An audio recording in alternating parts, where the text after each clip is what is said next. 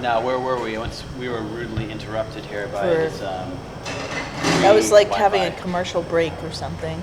Commercial? No, that was like a pause for meditation. Right. That's the pause kind of for commercial meditation. that I'm into, actually. Yeah. You know, I'm too busy living it to be selling it. That's my philosophy. So maybe like everything else, there's some kind of side effect or byproduct or whatever. Doing what you love to do, that's great. But I'm not pimping. I'm just doing it because I'm having a good time here. But as you were saying, with free software, it's like you expect it to crash on you any second. Is there any alternative to like say like this Ustream broadcast where it's I don't know, there's like all these like gamer people on it, I guess, and like they will just like be doing eat up the bandwidth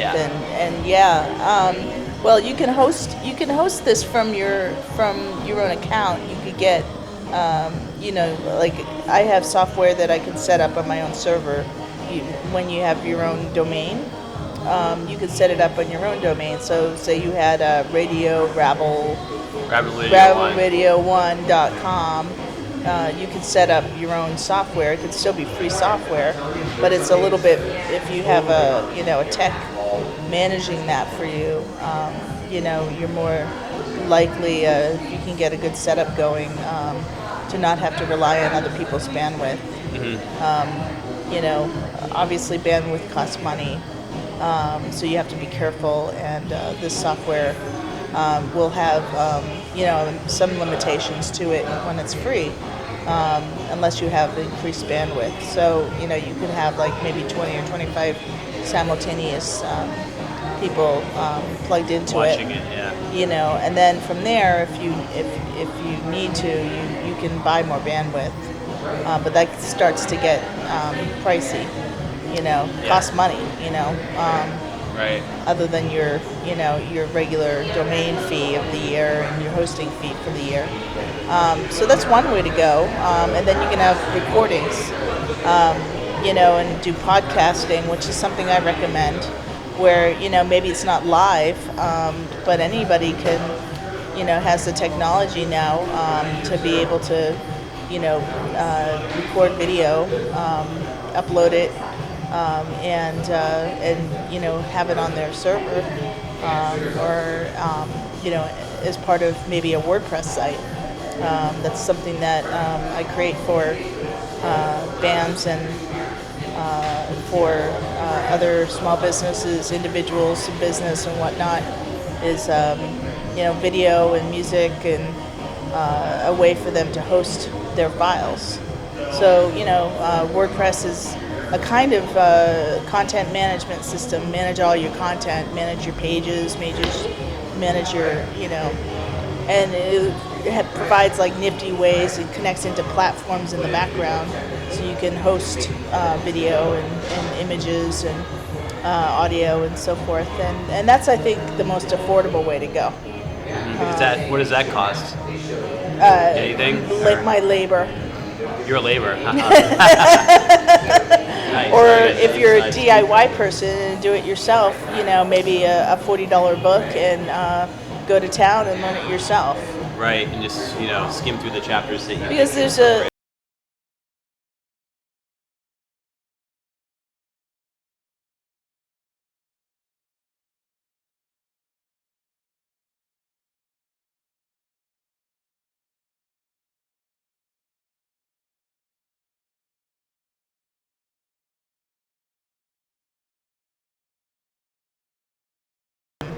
And it was just complicated enough for me to want to know what the heck that meant, and I still don't know. The synchronous communication system was this like really big IBM book, and they were just known for their horrific documentation. And for a long story short, it just told you how to turn on the modem, plug it in, and the command lines for how to hook into BBS systems, bulletin board systems, at that time. It's all news groups. News groups. I played lots of games. I went on my first internet date in the 80s. Wow, you are a pioneer.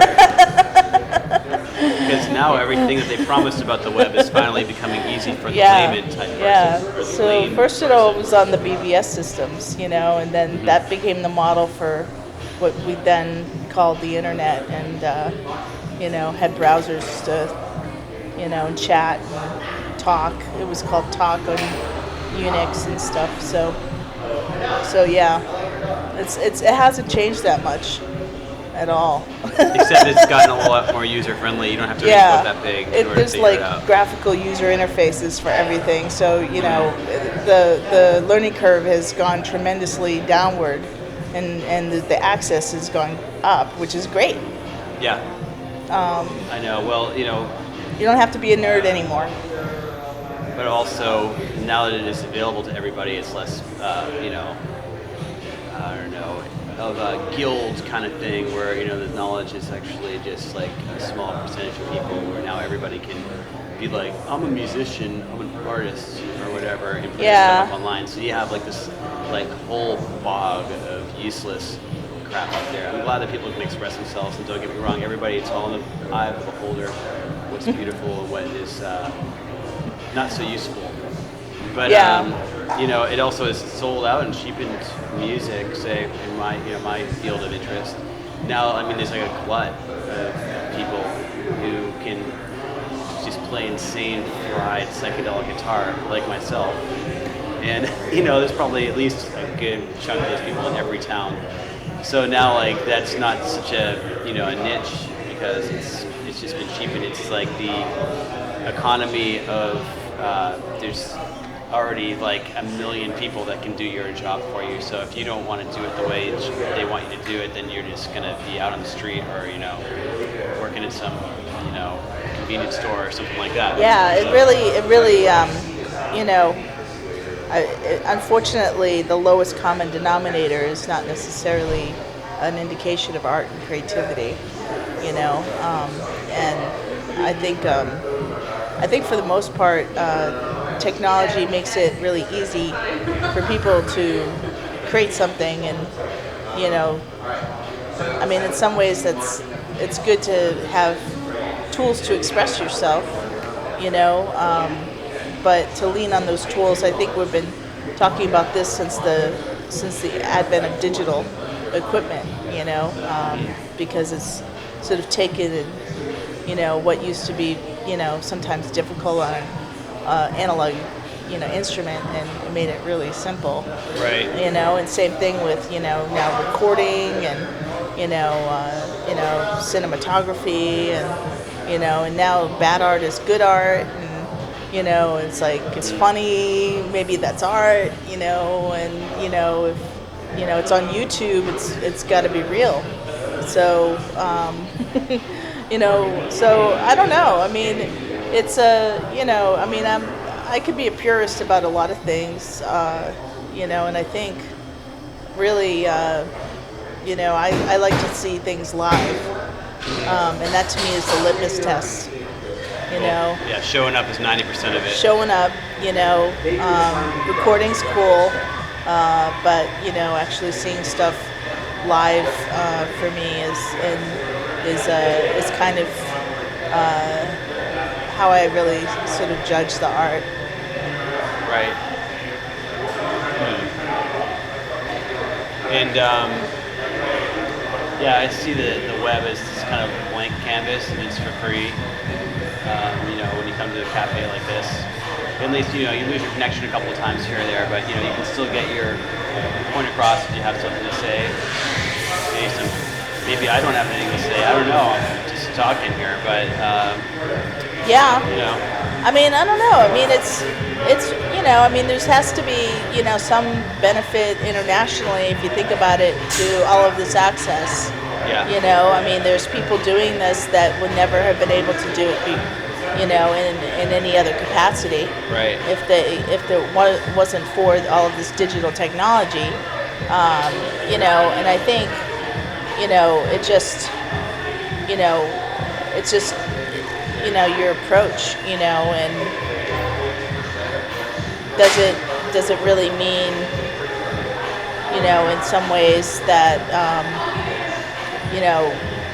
does it negate art in our culture, and it certainly has cheapened it in a lot of the eyes of like education and whatnot, and it's become something that isn't really taught.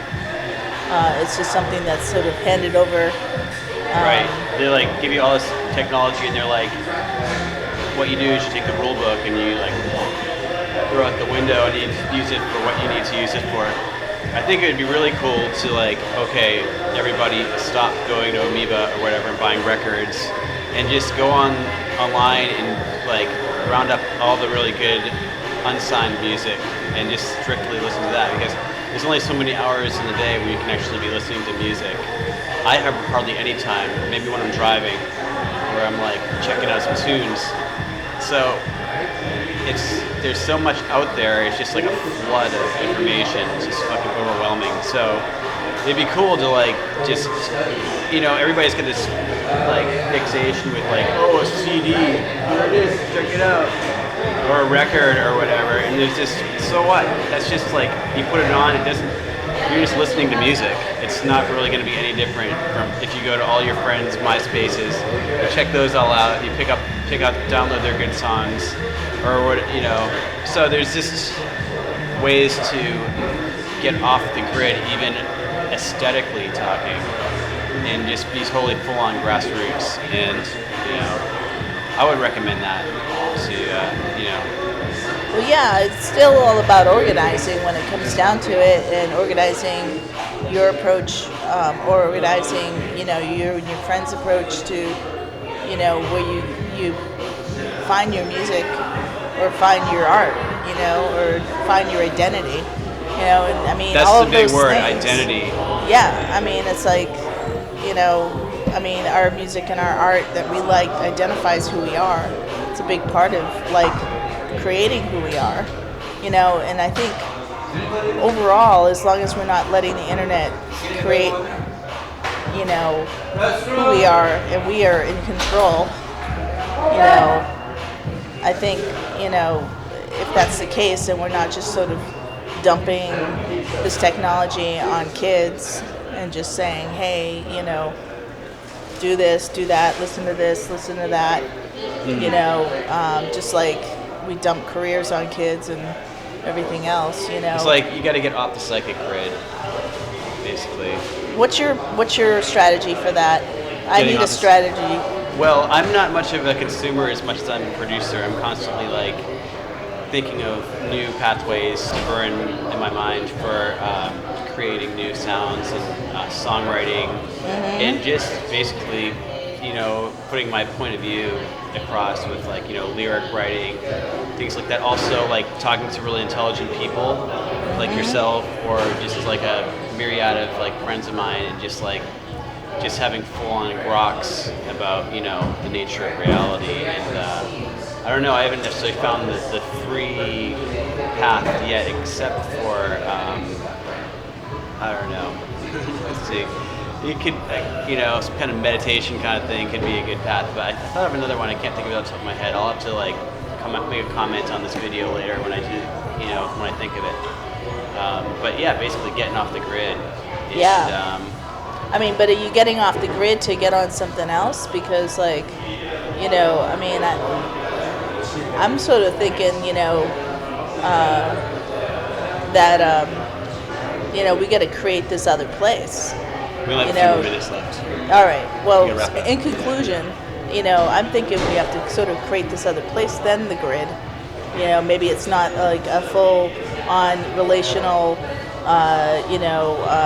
sort of square box that we all have to sort of fit in as individuals, and it has like a lot more elbow room and like room to like sort of expand who we are and so forth, and have that kind of freedom individually and also communally to come together. And whether we do that in cyberspace and then interconnect with each other, I like to think of it in that way. And I call that space Sub-America, where it's sort of like this secret destiny that, hopefully me and my friends are all going to end up in, and so that we can live out our lives of, happiness. That's the goal. Well, I pledge my allegiance to Sub-America. All right, thanks for tuning in, everybody. Peace.